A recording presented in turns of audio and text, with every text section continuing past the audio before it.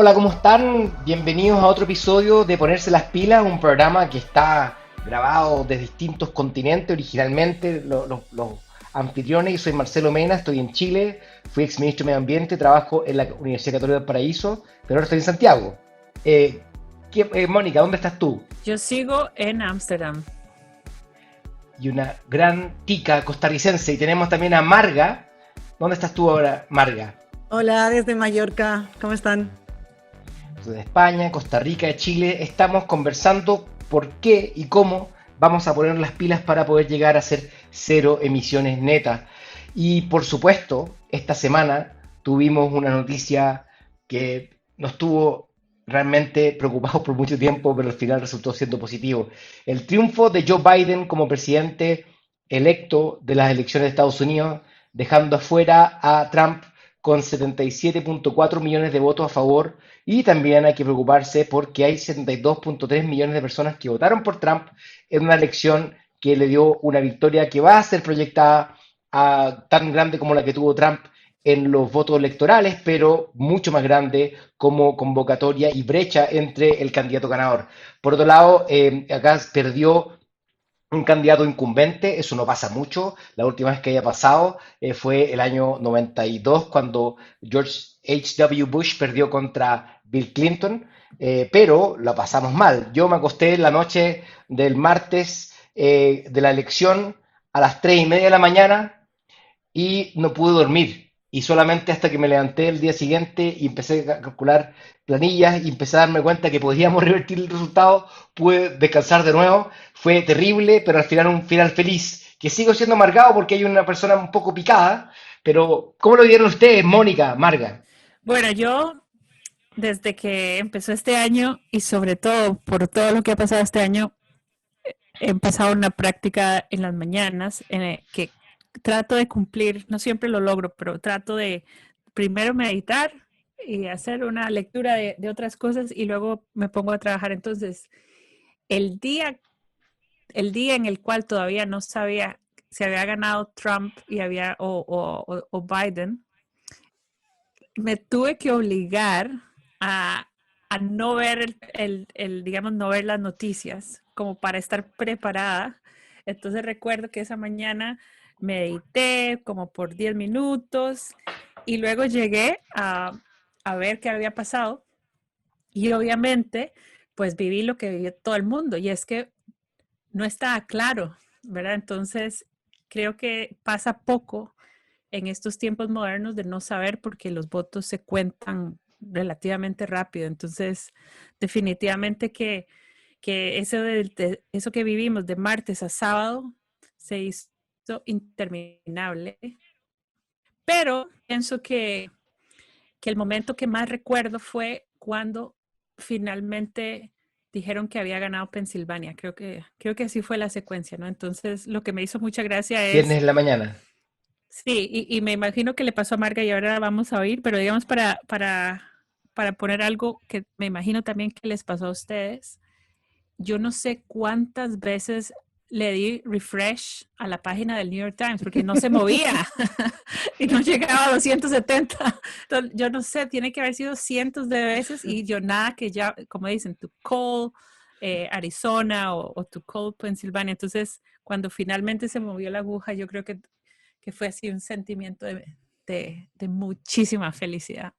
Marga, Yo no sé, Mónica, cómo te pudiste aguantar de no, o sea, de meditar. Te admiro muchísimo porque yo estuve completamente pegada a los resultados, igual que tú, refreshing el New York Times, la app.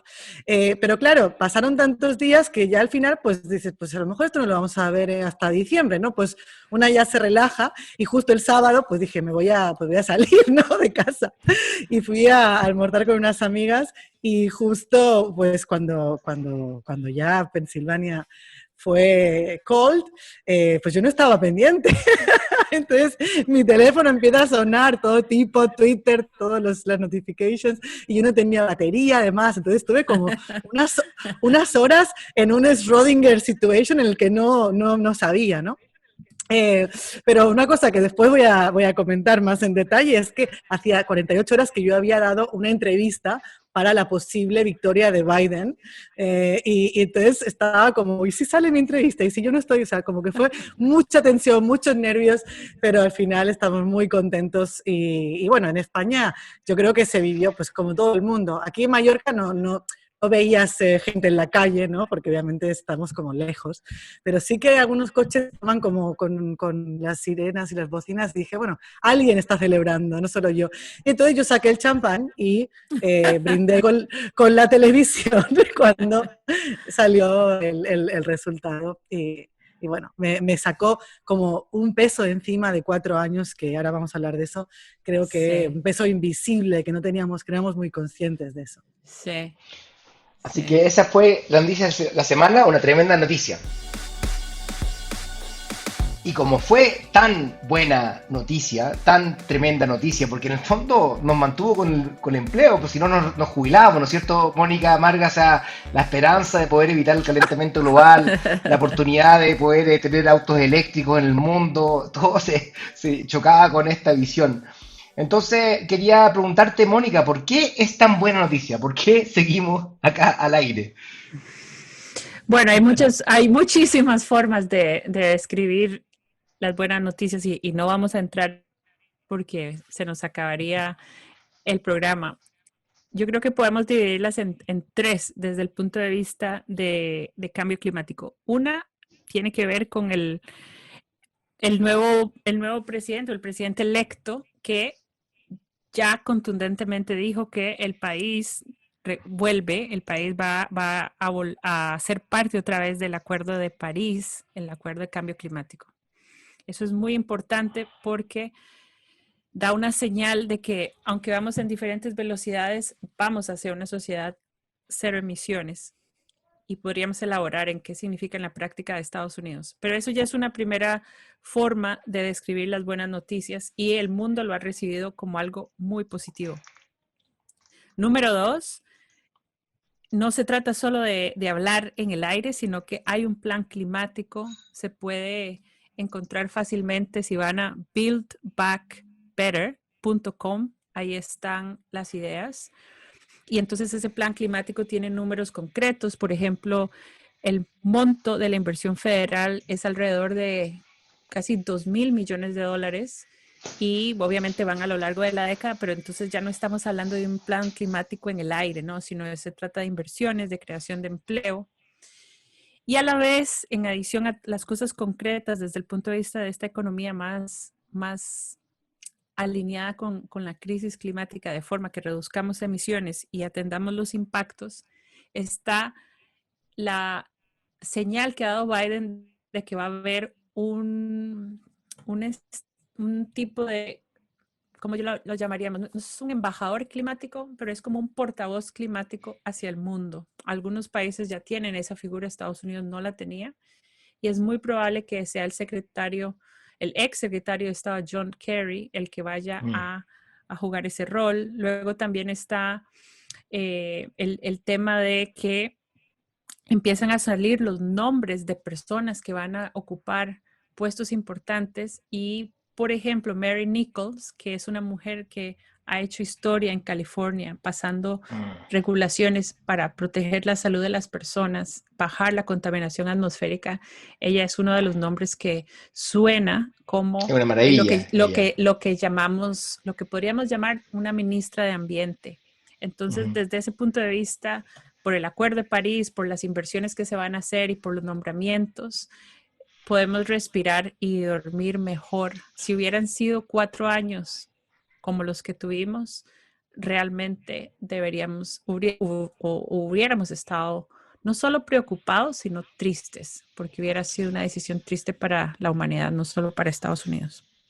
Sí, John Kerry, un ex, ¿no es cierto?, ex candidato presidencial, negociador en el Acuerdo de París, fue clave, estuvo ahí hasta las últimas horas. Jay Inslee, que fue candidato a presidente y gobernador de Washington, se ha hecho muchas cosas en Seattle y en otros lugares para poder mitigar cambio climático. John Podesta, evidentemente, también ex jefe de gabinete de Clinton y que también estuvo involucrado en el Pizzagate, en ese infame invento de los rusos. Pero también, evidentemente, como decías tú, Mary Nichols, que fue la jefa de la Agencia de Aire Limpio de California, una maestra y que gracias a ella también en Costa Rica, también en Europa se respiran aire más limpio porque son muchas veces las normativas de California las que marcan las que vienen por el resto del mundo. Mira, ¿qué está en peligro con esta cuestión? O sea, ¿qué es lo que pasaba? ¿Qué puede haber pasado? La verdad es que hoy día tenemos un problema porque en la práctica 86% de la gente que votó por Trump creen que hubo fraude. Y cualquier persona que mira los números se da cuenta que los fraudes de ese tipo de coordinación tan sofisticado es imposible. O sea, que un gobernador republicano se coordine con otro demócrata para cuatro estados distintos. Es una locura. Y que mostraban muchas veces los cómicos ese conteo que decían, por favor, cuenten los votos. Y otros decían, los mismos grupos decían, no cuenten los votos. Entonces, cuando están perdiendo había que contarlo y cuando están ganando había que dejar de contarlo. Ese tipo de locura lógica que no tiene ningún sentido Ujú. también se da. Y lo que está haciendo ahora, bueno, tiene que ver con cosas muy, muy duras, porque en el fondo que está haciendo hoy día de no reconocer la elección, de seguir nombrando a su gente, de tener al canciller diciendo, no, si va a haber una transición tranquila hacia una segunda administración de Trump, no pasándole las llamadas que están llamando desde otros países, es una falta de respeto a las instituciones y todos sabemos que sabe que él perdió, pero esto lo está haciendo, la destrucción de las instituciones, solamente para un rédito político de ser candidato presidencial en 4 años más. Es terrible. Es terrible para quienes trabajamos en estos temas, porque las instituciones hay que cuidarlas. Y hay que recordar que en nuestros países también estamos en la misma, ¿no es cierto, Mónica? Marga, estamos en ese problema de que la gente no quiere respetar las instituciones, que creen que todos son corruptos, y si escuchamos lo que dice cada político al otro, es que no sabemos en qué creerle, ¿no es cierto? Sí. Sin embargo, yo pienso que para otra parte de la sociedad estadounidense también han habido cosas muy hermosas. Yo, por ejemplo, me quedé despierta hasta que Biden y Kamala Harris, que no la hemos mencionado, dieran el discurso. Eran como, no sé, casi las 2 de la mañana acá en Ámsterdam. Y bueno, yo personalmente sí derramé algunas lagrimitas cuando la oí, porque pues ella representa tanto, ¿no? No es solo en la parte climática lo que trae Biden, sino también pues es una mezcla del hecho de que es mujer, es una mujer de raíces bueno, por una parte de la India, por otra parte de Jamaica. Es una forma de recordar que Estados Unidos tenía esas historias de inmigrantes, ¿no? Que se han ido perdiendo por la narrativa de Trump anti-inmigrante, pero es un país que ha tenido historias muy hermosas de éxito. Entonces era una forma, por lo menos, de sentirme en una versión de Estados Unidos que se ha perdido, ¿no? Yo viví 8 años en Estados Unidos, hice mi maestría, mi doctorado allá y vi cosas muy buenas. No, no son cosas que las vi en los últimos 4 años. Entonces, a lo que voy es que yo creo que para una parte importante de Estados Unidos también han sido momentos de mucha alegría y podemos hablar de eso. Pero antes, Marga, contanos vos. Yo de hecho me fui también de Estados Unidos, gran parte fue por Trump, o sea, yo estaba trabajando por la ciencia, por la diplomacia, por la apertura al mundo, por la colaboración y Trump básicamente esa narrativa destruyó todo lo que se había logrado en los años que yo había estado ahí, desde 2014, en los años de Obama, y hablaremos un poco más después de esto. Entonces, para mí fue, como decía, quitarse un peso de encima, una angustia que no sabías que tenías, pero que estaba ahí como una nube. Y obviamente el triunfo de Kamala y ese discurso fue, yo creo que para millones y millones y millones de mujeres y niñas en el mundo, la vuelta a la esperanza. Y eso hacía mucho que no lo teníamos, muchísimo. O sea, yo creo que, bueno, Cámara puede que sea ya en 2024 la presidenta, pero es que eso ya abre, yo creo, un camino muy directo pues a romper el último techo de cristal que obviamente en la Casa Blanca es el que queda. Y bueno, un poco creo que tenemos que hablar de las heridas, que como decía, una angustia vital, una frustración, muchas veces escondida. Tanta gente en Twitter diciendo, he podido respirar de nuevo después de 4 años, pero no sabía que no estaba respirando, ¿no?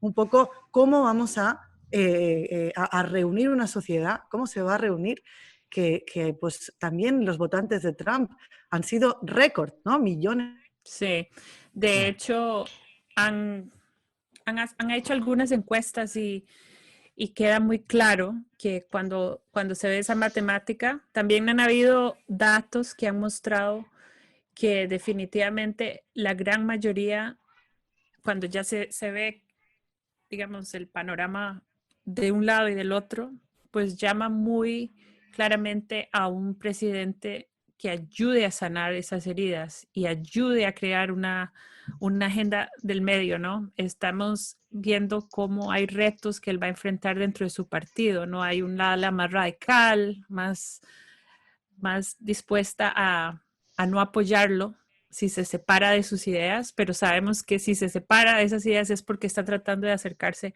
al otro lado. Y me parece a mí que esta elección no da como para que Biden se ponga a oír solo a un grupo, ¿no? Creo que lo que dicen de él, porque tiene mucha trayectoria, es que sí tiene un track record trabajando con el otro lado y yo creo que eso es muy importante, no solo para Estados Unidos, sino que creo para muchos países donde la sociedad se ha polarizado mucho.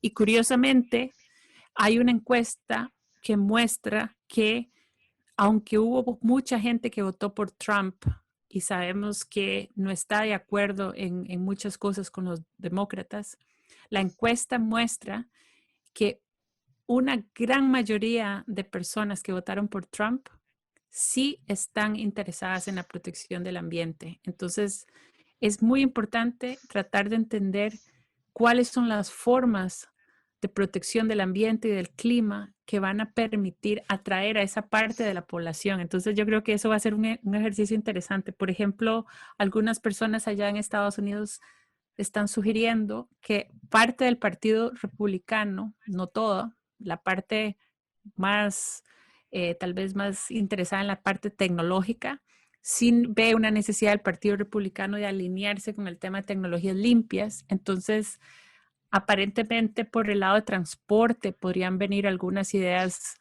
para construir esos puentes que se necesitan, ¿verdad? Porque no va a ser un presidente que va a ir a polarizar, todo lo contrario. Sí, una persona que quiere enmendar, sanar, y eso fue la palabra que se trabajó mucho, una persona que ha sido, que ha perdido a su esposa, a su hija menor, a su hijo menor, ha sido atacado, su hijo, el único hijo que le va quedando del primer matrimonio, es una persona que ha sido capaz de sobreponer muchas cosas. Yo creo que el mundo entero va a sanar, y por eso hay que ver también las cosas que hay que enmendar. ¿Por qué nos importa a nosotros al final del día? Porque no hemos dicho, esto tenía una amenaza existencial. Yo en lo personal veo que acá Biden es el primer candidato demócrata que he visto que tiene un mandato climático claro, que se le ha dicho que una de las razones por las cuales la gente votó por él es por esto. Y una persona que ha hablado del riesgo existencial que tiene el cambio climático hacia la gente. Nos encontramos en el periodo que Trump desapareció, que ese espacio de liderazgo lo tuvo que tomar Europa, lo tuvo que tomar Merkel, lo tuvo que tomar Macron, pero también China. Entonces esperamos que vuelva al ámbito internacional a tomar liderazgo que perdió. Pero ¿qué otras cosas, razones te dan, por qué otras razones es tan importante esto para el cambio climático, Marga, Mónica? Sí, justo el jueves me llamó una periodista de la revista Nature y me dijo, estamos preparando la nota de la victoria de Biden, no sabemos si la vamos a publicar hoy, mañana, el sábado, en diciembre o nunca, ¿no? Entonces, esa incertidumbre. Y me dice, nos tienes que comentar ahora, sin saber si gana, cuál va a ser el impacto en el mundo, ¿no? Entonces fue una gran presión ¿no? que te llamaran para la primera noticia que va a salir sobre ciencia en el mundo. Entonces querían que los científicos de fuera de Estados Unidos opinaran, porque precisamente lo que has dicho tú, Marcelo, es una elección planetaria, ¿no? Es una elección que lo que determina la posición de Estados Unidos en la acción climática, básicamente nos determina si tenemos todavía algo que hacer o no, ¿no? Entonces habíamos hablado en anteriores episodios, el liderazgo de Estados Unidos, el liderazgo de China, Japón, Corea, pero es que no era suficiente, por mucho que todos los países del mundo, porque obviamente sin Estados Unidos el tema estaba muy cuesta arriba. Entonces, ¿no? Aunque no votamos nosotros con nuestro voto, porque no somos ciudadanos americanos, al final es un voto que nos representa a todos. Y yo lo primero que hice fue darle las gracias a todos mis amigos, colegas en Estados Unidos, a decirle, gracias por representarme en tu voto. y algún día hay que reformar esto de la nación, de Estado-nación, porque en los temas planetarios no puede ser que haya tanto poder concentrado en un territorio cuando en realidad el impacto es global, ¿no? Entonces esto lo hemos hablado muchas veces y creo que ahora ha quedado más patente que nunca. Entonces a mí me encantó que todos los líderes mundiales que han llamado a Biden, con todos ha tocado el tema del cambio climático. Es algo que ya está al frente de la agenda diplomática y por eso nos da muchísima confianza que vamos muy rápidamente a volver pues, a estar on track para llegar a las metas que necesitamos para 2030, para 2050 y también que no solamente obviamente va a volver al Acuerdo de París, que era ¿no? Esa gran demanda que teníamos de él, pero también volver a la OMS, ¿no? Para poder acabar con esta pandemia. La OMS, para nuestro público, la Organización Mundial de la sí. Salud. Es verdad que aquí hablamos no en un cántico yoga. Acronym speak. Sí, ¿no? Entonces esa vuelta a todas las instituciones multilaterales es fundamental porque o sea, es un sistema interconectado, ¿no? Y también pues para la paz y la estabilidad del mundo, ¿no? Por ejemplo, el acuerdo de Irán, que fue un acuerdo que Obama había logrado con los socios europeos y que obviamente fue un ejemplo de poder, ¿no? A través de la ciencia y de la diplomacia estabilizar conflictos que de otra forma parecían intratables. Entonces, yo creo que para el mundo es la mejor noticia y hay que ver cuál es ahora un poco el impacto y el análisis en nuestra región, ¿no? Porque al final las políticas también tienen que llegar a cada uno de nuestros países y esa influencia positiva también tiene que llegar a cada uno de nuestros países. Sí, yo quisiera agregar antes de pasar a la región que va a ser muy interesante lo que vaya a pasar de ahora, o sea, desde ya hasta diciembre del año que viene, porque la COP, que es una conferencia de las partes, o sea, es una gran cumbre climática, normalmente pues cada COP es diferente, pero esta que viene el año próximo, pues no va a tener ningún paralelo, o sea, es una COP después de COVID, es una COP en la cual Estados Unidos estará de vuelta, es una COP en un país, el Reino Unido, que se desasoció de Europa, entonces es una COP que para ellos representa muchísimo porque es una forma de reconectarse con el mundo. Entonces va a ser súper interesante ver el impacto que pueda tener el regreso de Estados Unidos y al menos yo que estoy trabajando en el equipo de Climate Champions con una relación muy directa con la COP, yo creo que, por ejemplo, si quedan fuera a la COP, que ya fue invitado, o fuera Kamala Harris a la COP, yo empiezo a imaginar ya un escenario cultural muy diferente, ¿no? Porque por 4 años nos desacostumbramos, ¿no? A vivir en negociaciones y en esferas donde no estaba Estados Unidos. Muchas veces quienes estaban eran, por ejemplo, el gobernador de California o estaba Mike Bloomberg en esta coalición que se llama We Are Still In. Nosotros todavía somos parte. America's Entonces va a Promise. ser... Sí, es como que va a estar, de pronto es como, ok, están de vuelta, tienen micrófono, quieren hablar. Entonces, creo que por ese lado, esa COP va a ser muy importante para quienes dan seguimiento a ese tipo de desarrollos internacionales. Déjenme contar una historia de mi interacción con la gente de Trump en general. Bueno, la COP23 me tuve una reunión con la subsecretaria, la viceministra de Relaciones Internacionales, tienen como unos 10, pero ella hablaba de la administración Trump en tercera persona. Tenía cero arraigo, era la jefe de delegación, tenía cero arraigo, decía, la administración Trump quiere esto, pero como que yo no, y lo encontraba muy loco esa cuestión. Por otro lado, les quiero contar una historia de que yo fui al diálogo de Petersberg, que es una cosa que organiza Alemania para los países más ambiciosos para poder anticipar un poco la ambición, etcétera. Y ahí estaba Italia y me invitaron al G7, que eran presidentes G7, en la reunión ministerial de medio ambiente. Y me invitaron, y yo, la primera vez que un ministro chileno me ha invitado al G7, y por tanto estaba súper orgulloso, y le pregunté, ¿pero qué quieren de mí? Entonces ellos decían, tú tienes que ser como tú eres. Y en el fondo yo soy bien abrasivo para hablar en temas de los negacionistas y cosas así. Entonces en la práctica yo entendí que me invitaron para molestar a Scott Pruitt, el ministro de Medio Ambiente o el jefe de la EPA de Estados Unidos. Lo terminaron echando, era un corrupto, andaba en jet privado, se gastaba una cantidad de plata tremenda, tenía una seguridad tremenda.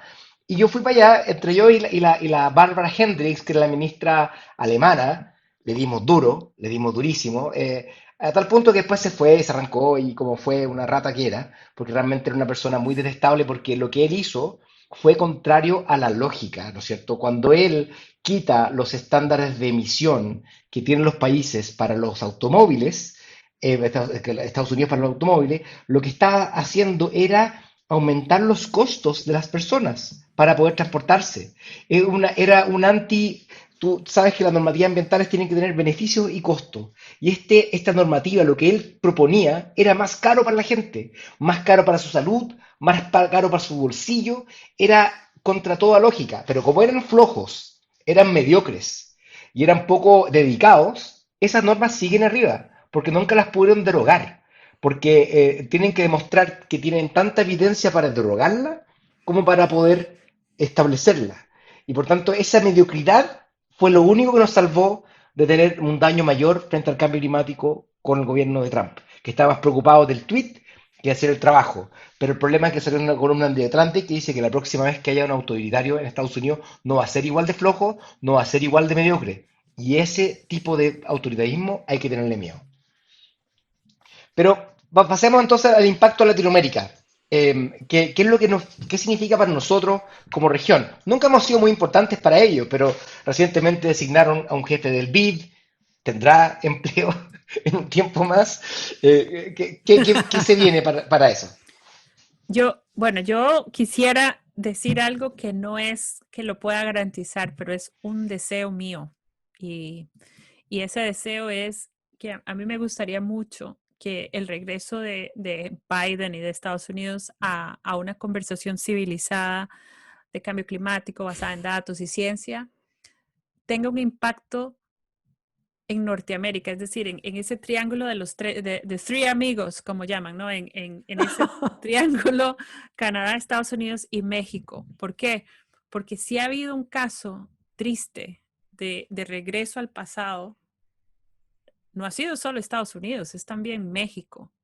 México está en serios problemas en su forma de hablar de la energía, en su forma de hablar del transporte, en la forma en que el presidente de México se expresó con respecto a la elección de Estados Unidos, donde dijo, yo todavía no reconozco a Trump porque a mí también me robaron una elección. O sea, ¿qué tipo de lenguaje es ese?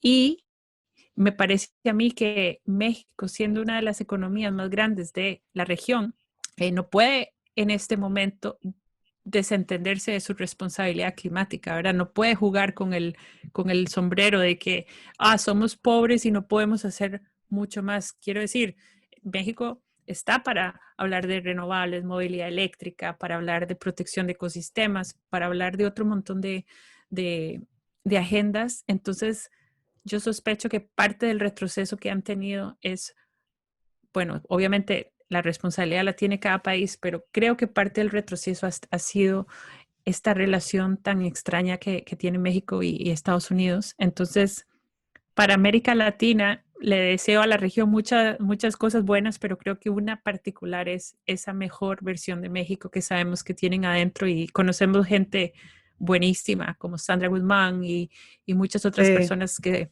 las veremos quizás renacer en en estos nuevos 4 años. Sí, además Biden tiene la ventaja de que ya conoce bien la región, de que durante su tiempo como vicepresidente viajó muchas veces a América Latina. Y bueno, vamos también a ver un poco qué pasa con las políticas más ¿no? difíciles, Cuba, Venezuela. Yo ahí les quiero comentar una anécdota, bueno, una experiencia propia que pues, les comentaba al principio de cómo la administración de Trump me hizo a mí pues casi me dejó sin trabajo porque yo cuando trabajaba en Washington en la American Association for the Advancement of Science, que publica la revista Science, yo trabajaba precisamente en un programa de cooperación científica y ambiental entre Estados Unidos y Cuba, que no tenían relaciones diplomáticas en ese momento. Entonces era un puente de cooperación para protección de los ecosistemas, corales, arrecifes, prevención de huracanes, tormentas tropicales, enfermedades infecciosas que cada vez estaban subiendo más desde los trópicos de Estados Unidos, Zika, chikungunya, dengue, etcétera. Todo eso se destruyó en la administración de Trump. Y yo creo que ahora pues voy a ver renacer esa agenda y creo y espero que Biden y Kamala entiendan que hay cosas a nivel hemisférico que no se pueden dividir políticamente, que no hay fronteras que puedas parar, pues obviamente un virus, pero tampoco un huracán, tampoco una tormenta, y que los ecosistemas son los que son y son todos transfronterizos. Entonces, yo espero una visión mucho más integrada y otra vez el reconocimiento de que no podemos poner muros para frenar ni protegernos de los problemas que nos vienen. Así que espero que esa agenda se reconstruya y ver a mis colegas en Washington volver a retomar ese trabajo tan lindo y tan importante que hacíamos. O sea que para mí es personal, todo esto es muy personal. Ujú. Yo les voy a contar lo que pasa con los barcos multilaterales. En general, los barcos multilaterales, BID, Banco Mundial, tienen metas climáticas que se establecen y van a vencer pronto y hay que establecer cuáles van a ser las nuevas metas. Pero también tienen que preguntarse qué tan alineadas tienen que ser las operaciones del banco con el Acuerdo de París, porque no pueden seguir prestándole plata para sacar carbón o hacer una termoeléctrica de carbón o una carretera que está hecha para mucho más tipo de combustibles fósiles. Y por tanto, esas políticas que influencian y tienen un efecto a todo el resto de las políticas públicas, es fundamental que se aumenten en ambición. El Fondo Verde del Clima, que es el financiamiento climático internacional, por excelencia, requiere que Estados Unidos también ponga de lo suyo. El Climate Investment Fund, también que ha sido gatillante de muchas inversiones en renovables, requiere que Estados Unidos vuelva a su lugar. Y finalmente yo creo que va a tener un impacto muy grande en la regulación de mercado de capitales. Europa está poniendo obligaciones de que los mercados de capitales declaren su riesgo climático. Chile también lo tenemos en nuestra nueva legislación, posiblemente como vigente el corto plazo. Estados Unidos que se sume cambia todo, porque significa que el mercado más grande financiero del mundo se suma a eso. Y tenemos entonces de apoyo el sector financiero entero, ya no son los ministerios de medio ambiente, ya no son los presupuestos nacionales, el sector financiero entero que apoye la transición ecológica. Eso va a ser fundamental y yo creo que Biden va a poder hacerlo porque Elizabeth Warren, que probablemente suena ahí como alguno de sus cabinet members, con Bernie Sanders de ministro de Trabajo es impresionante. El tipo, la cantera gigante que tiene Estados Unidos para buena capacidad de gente es impresionante. Pero eso nomás quería comentar, así que eso fue una noticia tremenda, positiva para nosotros, y por eso fue tanto la noticia de la semana como el tema de fondo. Ahora viene el siguiente segmento que se llama Ponerse las pilas.